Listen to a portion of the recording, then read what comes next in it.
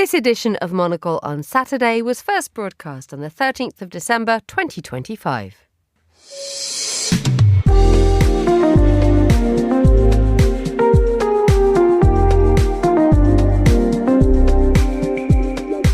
Hello there, I'm Emma Nelson, coming to you live from Midori House in London. This is Monocle on Saturday. Welcome. It's a special edition because we're gearing up for the Monocle Christmas market. So coming up, we'll be having a look through the days and the week's news and culture. The author and Russia analyst Charles Hecker is in the studio with me. Charles, welcome. Nearly happy Christmas. What have you spotted?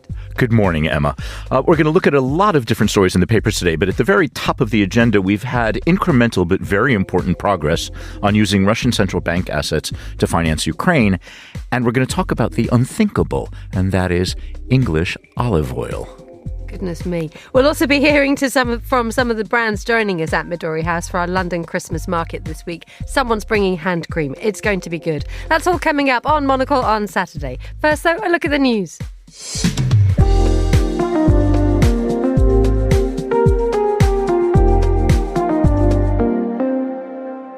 There have been further hostilities along the Thai and Cambodian disputed border, hours after President Trump said the neighbours had agreed to stop fighting. Thailand's Prime Minister said his country will continue military action until it feels there are no more threats to its territory or people. Democrats on the US House Oversight Committee have released 2 batches of photographs from those of the late sex offender Jeffrey Epstein. The first group shows some of the rich and powerful who consorted with him, including Donald Trump. A Turkish ship anchored in a Ukrainian port near to Odessa has been damaged after it was hit during an airstrike on Friday. Ukraine blamed Russia for the attack. Moscow hasn't commented.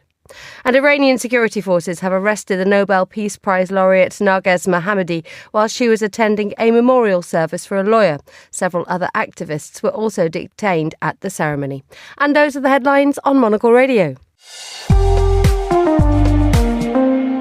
Hello everybody, it's nearly time for the Monocle Christmas market. Everything is going bananas outside. We're not showing you what's happening because there's lots of boxes and things and reindeers and what have you. They're building stuff. We've got 58 minutes and then off we go. In the meantime, we are going to be snugly here in the Monocle studio where I can say a very warm welcome to Charles Hecker, author, Russia analyst and, dare I say it, now Associate Fellow at the Royal United Services Institute. You're in Russia, Chuck. Congratulations. This is wonderful news. Everybody's very excited. Thank you. That's very, very kind of you. This was my sort of post-Thanksgiving present, or early Christmas present, I suppose you could say. It's just happened, and I will be going in shortly to visit with my curator, with my mentor, to discover how to be a good Russi citizen. What do you have to do at Russi? And explain for those of us who aren't sort of intimately connected with this organisation, what does it do? Yeah, thank you. The Royal United Services Institute is one of, I should say, the big 3 London think tanks. We won't name the other 2, but they're lovely places as well. He's not a member of those yet. I'm not a member of those. And the Royal United Services Institute is not royal by accident. The patron is King Charles. And it is a foreign affairs, military strategy, security think tank. And what I'm going to have to do is I'm going to have to very, very quickly become as smart as everybody else at Russi, because it is full of absolute powerhouse thinkers on topics in current affairs that are of critical importance to UK and global security. And what will you be thinking about? Well, I am in the International Security Research Group, which I think is probably a good place to be. And I will be thinking about Russia, which is what I kind of do anyway. And I'll be thinking about Russia. I'll be thinking about Russia in the UK, Russia in the world, and Russia and business. Brilliant. We're so pleased that that's happened, and we're delighted. That's very nice of you. Delighted to celebrate the fact that Charles is at Russi, everybody. So if you need him to think about Russia for you, that's where you need to ring. What else has been happening? You just got back from America, and you've just been doing Thanksgiving in multiplications of pie. And I mean, how is the US at the moment? Because when you're outside at the moment, the US is in a mess. What is that? What you saw? So it was everything everywhere all at once, really, in the United States. First of all, Thanksgiving was absolutely orgiastically delicious. I was at the home of a relative who is an absolute champion in the kitchen and enjoys cooking. This is the first time that she did Thanksgiving for the whole family, and she said, I couldn't wait to do all of this. And I really lost count of all the pies. There was, I can confirm, an apple pie, a pumpkin pie, and a pecan pie. And then after that, honestly, I lost count, but I think there was one other pie that I just lost track of. We were on the shores of Lake Champlain in northern Vermont. So not only were we eating beautiful food, we were doing it in absolutely beautiful surroundings. On the politics and on what's happening in America, Vermont is a very, very deep blue state. It is rigidly liberal. So, Vermont shall not waver in its liberal intent. That said, in Vermont and around Vermont, certainly, the climate is nervous. The climate is tense.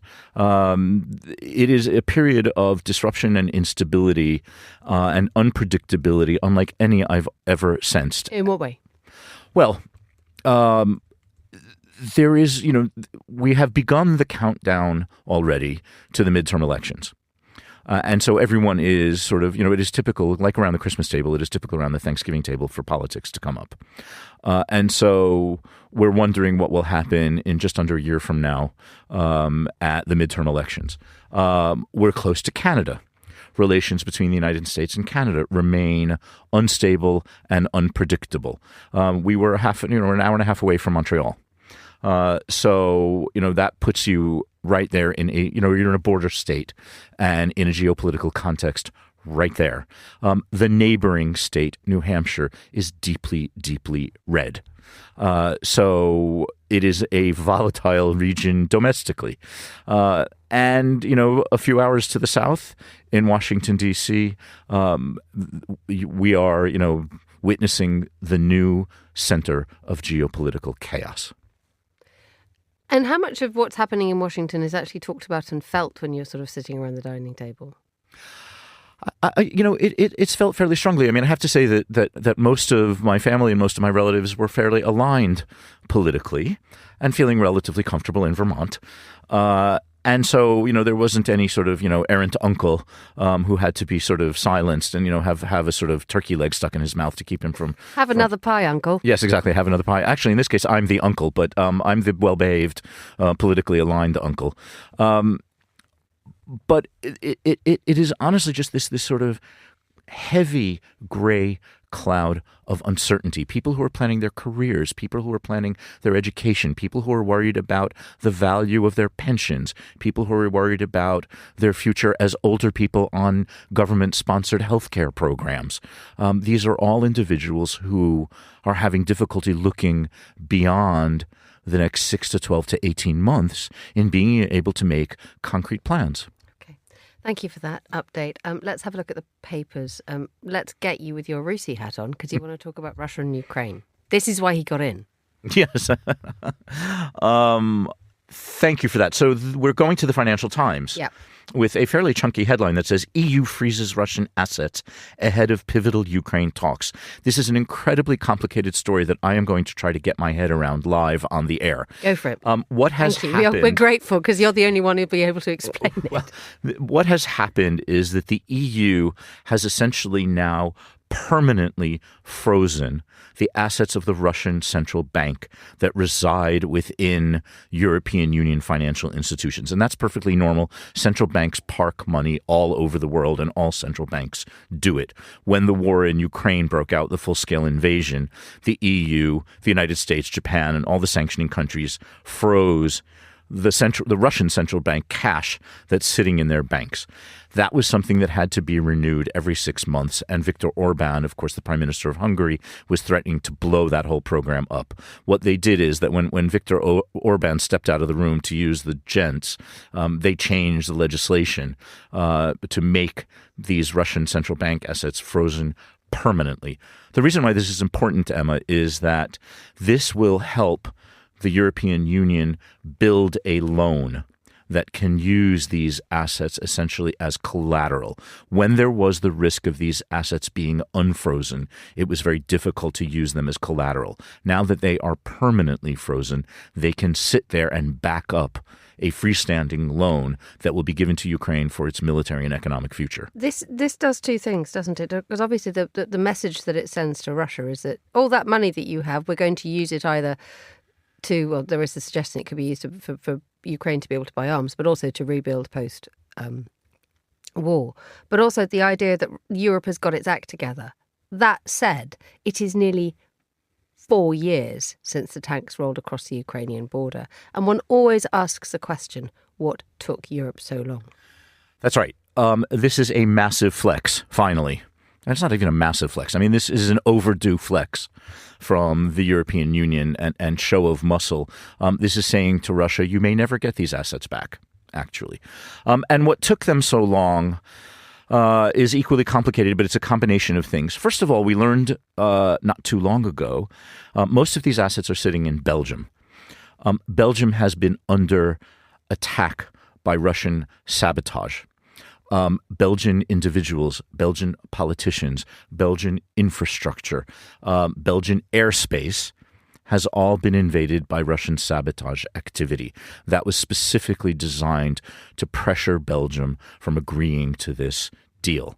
That's number one. Number two, there is some concern about the stability of the euro, the stability of the dollar, and whether seizing these assets temporarily creates a stain on central banking.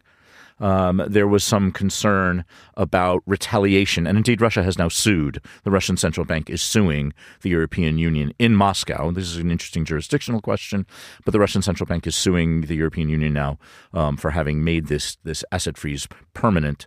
And this was one of these things where, there was a great legal leap that had to be made to enshrine this sort of action in law. It was a big move, and it took a long time. And just explain to us now a little bit of context insofar as the European Union's dependence on supplies of money from Russia is still not completely cut off, is it, in terms of the energy that Europe receives and actually the financial transactions? Which is quite surprising because you would think that the door would be closed. That's right. So the door is closing, but it isn't closed yet. And most importantly, the European Union has made a pledge to completely eliminate Russian energy from its energy mix, I think by 2027.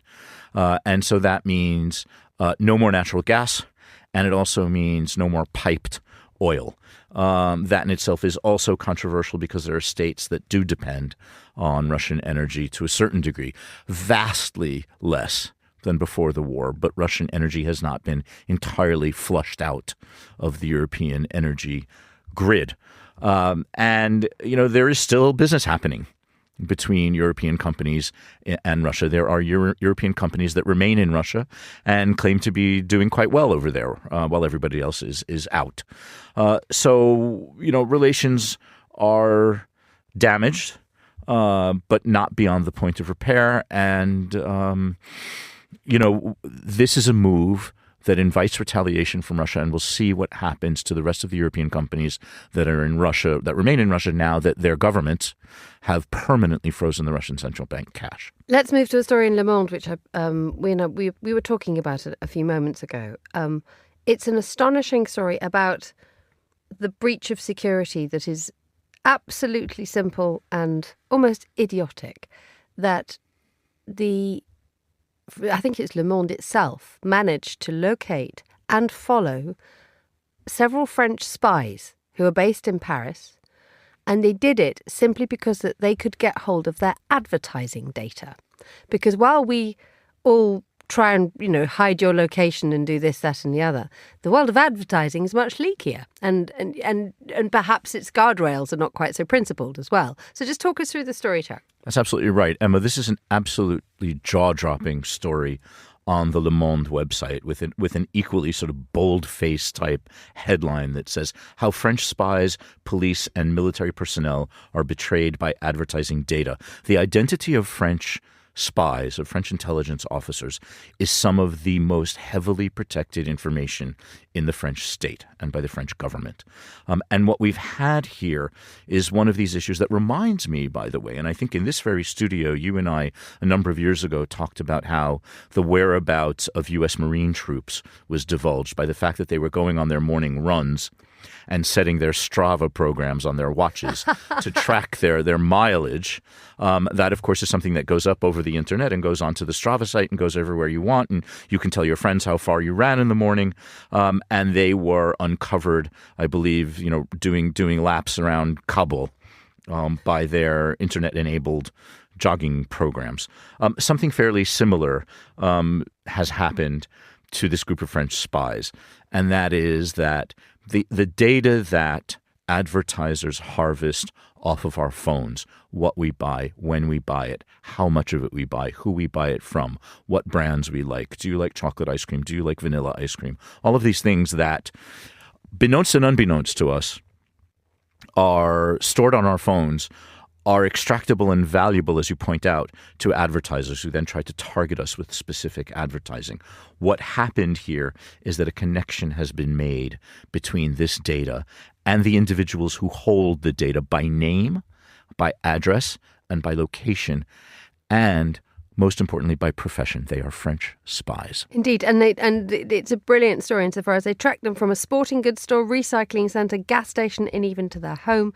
And the difficulty that then creates, isn't it? And you're really good at this when you talk about what's happening with Russia's state and private sector, is that the private sector is not governable in the way that the state is. And so the Strava thing is different insofar as that the runners were actively uploading and sharing their information.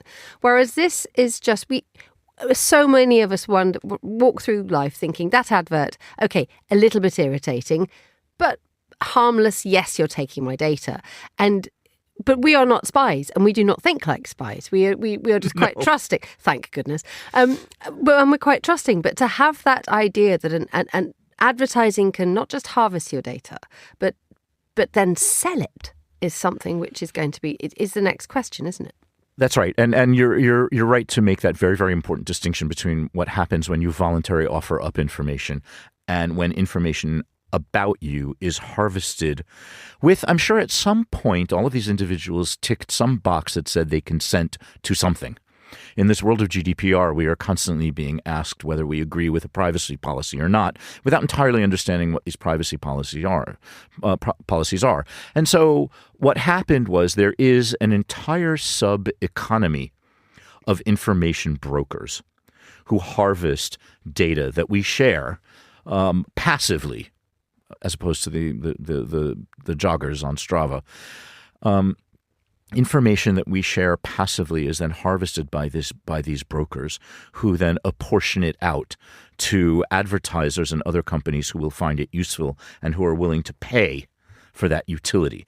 And, it's the impact in France of what's happened is absolutely staggering, because it is not just intelligence officers. It's also the security guards of France's most senior politicians. It's high-ranking police officers. It's members of the National Gendarmerie.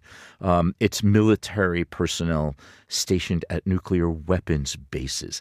It's defense company executives, private individuals, and even, Le Monde tells us, nuclear power plant staff. The scope of this is staggering. You're listening to Monocle on Saturday with me, Emma Nelson. Joining me in the studio, the writer, Russian expert and member of RUSI, Charles Hecker. Charles, let's make a very clunky transition. You're talking about harvesting data, but to something much more wondrous. We're going to be growing olive oil. Well, we're not going to do that. We're going to grow the olives to produce the olive oil. We're going to start growing olives in the UK. From the Department of Things that you thought would never happen, courtesy of The Times, which tells us growers rush to be first to produce extra virgin olive oil in the UK. Can you imagine? You are walking down the aisle of your favorite supermarket, or scrolling through your favorite online shopping website, and you're looking at Spanish. Benignly sharing all your data, by the way. Benignly sharing all of your data. Right?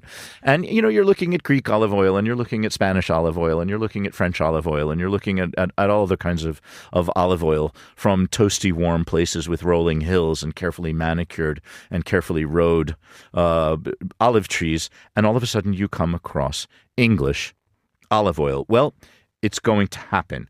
So this is, of course, thanks to climate change, much as the case is that we're now growing decent Chablis and Chardonnay in southern England. That's actually quite quaffable. We will soon have English olive oil. The trees that they're using to produce this crop are particularly hardy. Nobody is pretending. They're all wearing jumpers, aren't they?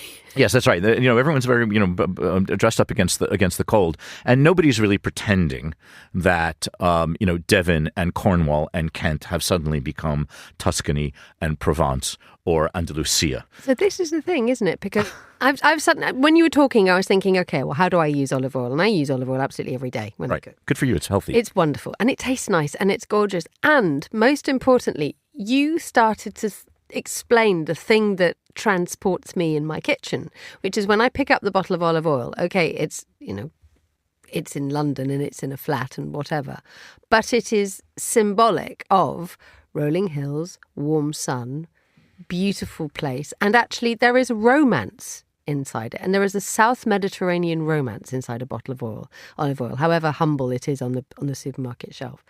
How you therefore then conjure that magic and that romance from a bottle of English olive oil. This is why I've not quite jumped to the English wine yet, because I still want to drink a glass of something from a beautiful French chateau or from a beautiful Italian hill again. And I'm not quite there to the muddy slopes of Kent. How do we make the world fall in love with British olive oil? So we're going to have to arrange a tasting, Emma. And you're absolutely right. In fact, I recently read an article on, but without going into enormous detail, but the sense of smell and the sense of taste are very, very closely linked to your feeling of place. And they're also apparently very, very closely linked to childhood smells. Okay, Marcel Proust had it right, okay? Yes. And I don't know if I'm going to want to have some sort of elaborate dish that's loaded with sort of, lovely garlic and lovely mushrooms and other sauces and think about Devon.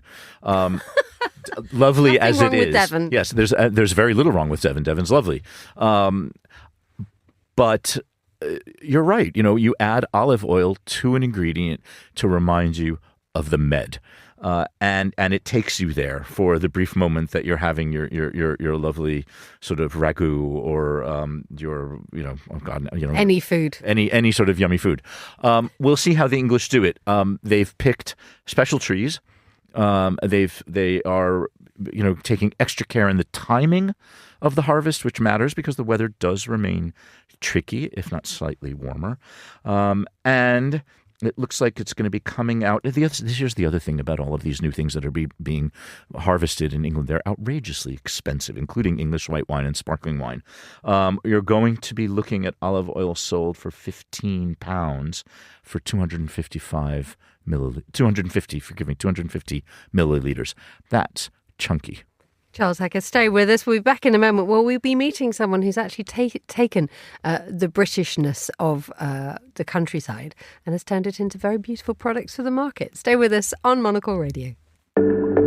Monocle reports from around the globe, in print, on radio and online. As our editors and correspondents head from city to city, they get to know the hospitality hotspots, better boutiques and cultural standouts. Check out Monocle's directory with our online city guides. From Bangkok's best to the latest in London. From the hottest Hong Kong haunts to Milan's must-sees. There's plenty to discover. Take a tip from us. Explore our online city guides. Available now exclusively to Monocle subscribers at monocle.com.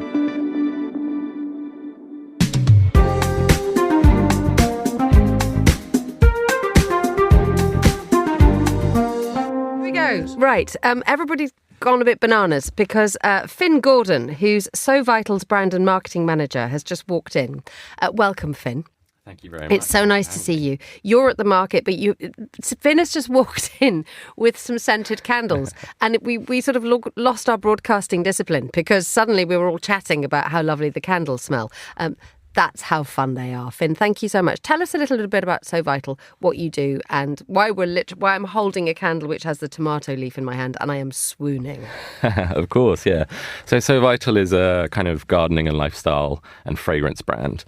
We're completely British. Everything, all of our candle formulations, all of our cream formulations are all made in the UK. And we've been around sort of 3.5 years. Jack, the founder, launched in May of 2022 with a pop-up in Shoreditch. We launched with kind of 2 key products. One was a scented candle and one was a plant fertilizer. And the whole ethos... Two very different things. Yeah, but... Why did you do that? Well, they were to be used in unison. So our whole concept is that gardening, in a very digital world, we like to return to sensory things, using our hands, using our sense of smell, using our sense of taste. And we did that because we wanted people to re-engage. Obviously, 2022, it was right out of COVID. Wanted people to re-engage with the world around them, the natural world. And the whole mindset was sort of self-care and looking after oneself, and you might light your candle while you look after your plants. And it makes it an enjoyable experience rather than something that seems like a chore or something that you need to add to your life admin list. And as time went on, we had our in-house kind of signature fragrance, which was orange blossom based, which we still sell. It's called the Orangery.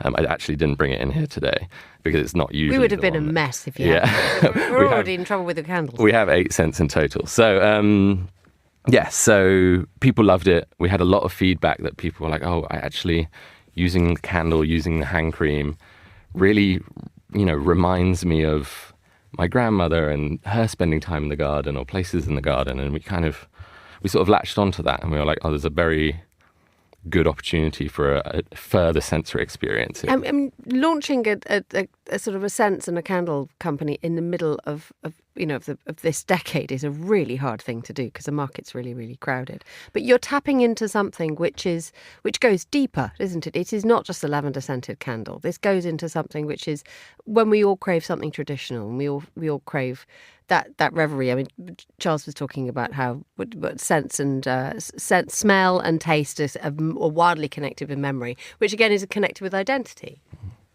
Exactly right. I mean, and it's hugely, all of the candles that you very kindly brought in for us to sample are just have these incredibly evocative senses of place and time and an activity. The one that you were talking about with, it smells a little bit like a tomato. Did I just say tomato? Yes, well done. We've made him British, everyone. It's just happened right here. And that's the Sowvital influence. He's literally come in and made you British. It just reminds you of beautiful, ripe, red tomatoes. Tomatoes. And just tell us a little bit more about how you sort of like go about making these things, because they're very pretty. And actually, just talk us through this, because we haven't actually told anybody what we're actually smelling. We've all said that we're all swooning. But take us through what we've got in front of us, please. Of course, yeah. So we have, like I say, sort of 8 full scents. And that spans a few different product categories. So we've got candles, we've got hand creams, we've got interior fragrances, and we also got hand and body washes and lotions. So you too can smell like a potting shed. Exactly that. Which is genuinely one of the flavours, scents. Yeah. So we came up with these new scents based on all sort of locations or moments within the garden, because we wanted to really tap into that evocative sort of nostalgic moment that you have when you smell a scent. Me personally, I have a very strong memory of my granny's garage, which had a very particular smell. When are we getting Granny's garage as a candle? Not quite got the same ring to it, but who knows? I'm there. It'll be a seasonal special, maybe. There's quite a few. What was in your grandma's garage? Well, it was a real mix, because it was also, of course, my granddad's garage. So a lot of his old stuff was in there. I mean, there was like surfboards on the ceiling, and then there were tools, ancient tools, loads of stuff. I don't think she'd moved anything in there for years, but it meant that it had this sort of soil and dust and just everything about it was the stone floor, and it was an old wooden garage, white and with black, almost Tudoresque in its painting. We had the same grandma. Mayhaps. But yes, so to go back to the candles. So we haven't got Granny's garage, which frankly is a devastating disappointment. We don't. But what we do have is. We do have, so with us today we have the tomato leaf, which like we said, is it just explodes with tomato plant. We've taken that brightness and how sort of vivid that fragrance is, and put it into a candle. And often it's a scent that's been done before. We're not the first to do it, that's for sure. But often it's a little too intense at times, and we've used a bit of rhubarb and cassis in it to just kind of smooth it out and make it a little bit more palatable. How do you turn a rhubarb into a candle? That I don't know. We work with a great scent maker called Firmenich, and they kind of do all of byredos and diptyque scents. So we've got some excellent noses working on them. I am not the excellent noses. I only know roughly what we put into these scents, but they send us stuff. We go, and we kind of and ah over it and don't really know how to explain what we like and what we don't like. And they completely understand and perfectly switch it into something that... That's a lovely idea, the fact that it is literally impossible to describe scent in so many ways. Yeah. When we're in this world at the moment, especially coming up to Christmas, when there are notes of amber, vanilla, patchouli, whatever it is, and actually all we really want is Grandma's Garage or the potting shed. Yeah. Talk us through the potting shed. It's lovely. So the potting this is shed a scent. It isn't, we're not actually going to Finn's. Yeah. Yes, I'll take you through the potting shed now. The potting shed is kind of... So all of our scents are very much unisex in concept. We want it to be something that, like I say, brings someone to a place or a moment, so it doesn't necessarily have to be feminine or masculine in its definition. But if we were to go via those definitions, the potting shed is one of our sort of perhaps more slightly masculine scents. So it's a bit sort of deeper, heavier, leathery, smoky, oaky, those sorts of things. That's a very posh potting shed. Yeah, but it's all the things that you might find in a proper old potting shed. It would be tools, old metal tools that might have leather-clad handles, and all of those sorts of things add up. It's probably someone sat in there smoking a lot of cigarettes. So it all kind of adds up and builds this moment that is then captured through this candle. Lovely. And finally, the one that I went absolutely bonkers for was a pear orchard. The pear orchard. One of our most popular. Very traditional scent, perhaps slightly less off the wall than potting shed or tomato leaf, but still just as delicious. Kind of what you'd expect from a normal pear scent. But again, we've rounded it off slightly differently. We've put a bit of amber and sandalwood in the base, and that just makes it, again, a little bit more palatable, because sometimes these sorts of pear scents can be a bit sort of overly sweet, overly floral, and especially exactly, and especially in a scented candle, that can get a bit too much. You light it for 15 minutes, you're like, ugh, never again. We don't want to do that with your candles, do we, Finn? Exactly. We want to burn them for hours and then buy more. Yes, exactly that. And that's why you're here, is you're here at the Monocle Christmas Market because how did we find you, briefly? Because you're going to have a stand. He's got a really good spot as well. It's straight on the way to the raclette. And so unfortunately, you may be having potting shed and tomato plant maybe competing with strong cheese. So we wish you the very best of luck in terms of getting us all to smell things. But how did we find you? Or how did you find us? So Jack did a piece on Monocle Radio about the brand and starting it up and sort of how it came to be. So we've always stayed in touch across the years and done sort of collabs where possible and work together where we can. And then, you guys very kindly reached out and offered if we would like to take part. And we love Midori House. We love everything that Monocle does. So we said, absolutely, we'll be there. On that note, we'll let you in. Thank you very much indeed. Finn, we wish you the very, very best of luck at the Monocle Christmas Market. Sowvital are on the right. I'm getting specific now. They're on the right-hand side as you're heading towards the coffee. We hope to see you and hear from you more in the next couple of days. We're going to be out and about in the market for the next 48 hours. We have a stall as ever. We're next to the reindeer as ever. So that's where you can come and find us. Do come and say hello if you're coming down to Midori House. Chuck, are you sticking around for the market? Absolutely. Good. Can't wait. It is time to say goodbye, though. Thank you so much for all your time. And thank you to Charles Hecker and Finn Gordon and to the producer and studio manager, Mariella Bevan. The Monocle Christmas Market is open in 26 minutes, everybody. Join us if you can. We're open till 1800 tonight, so no excuse not to come down. But if you can't, stay tuned because we'll be out and about. And for now, from me, Emma Nelson, goodbye. Thank you very much for listening. Have a great weekend.